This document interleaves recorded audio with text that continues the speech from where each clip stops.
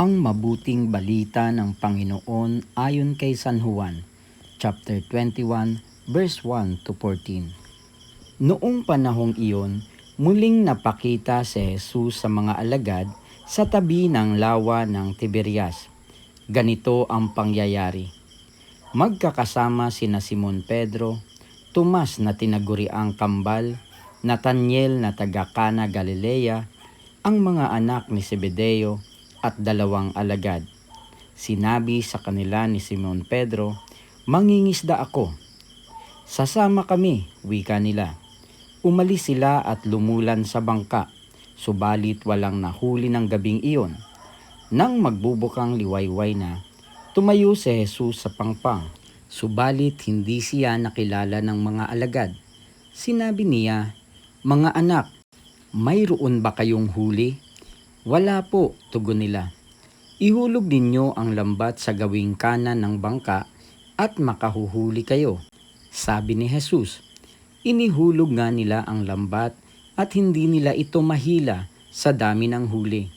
Sinabi kay Pedro ng alagad na minamahal ni Jesus, "Ang Panginoon iyon." Nang marinig ito ni Simon Pedro, siya'y nagsuot ng damit sapagkat hubad siya at tumalon sa tubig. Ang kasama niyang mga alagad ay sumapit sa pangpang sakay ng munting bangka. Hila-hila ang lambat na puno ng isda. Hindi sila gaanong kalayuan sa pangpang, mga 90 metro lamang.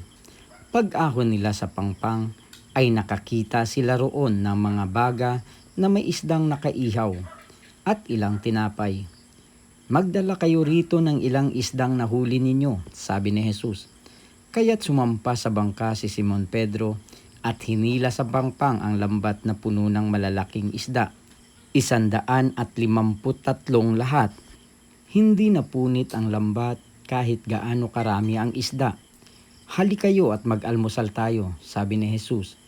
Isa man sa mga alagad ay walang nangahas magtanong sa kanya kung sino siya, sapagkat alam nila na siya ang Panginoon. Lumapit si Jesus, kinuha ang tinapay at ibinigay sa kanila. Gayon din ang isda. Ito ang ikatlong pagpapakita ni Jesus sa mga alagad pagkatapos na siya'y muling mabuhay. Ang mabuting balita ng Panginoon. Pinupuri ka namin, Panginoong Hesukristo.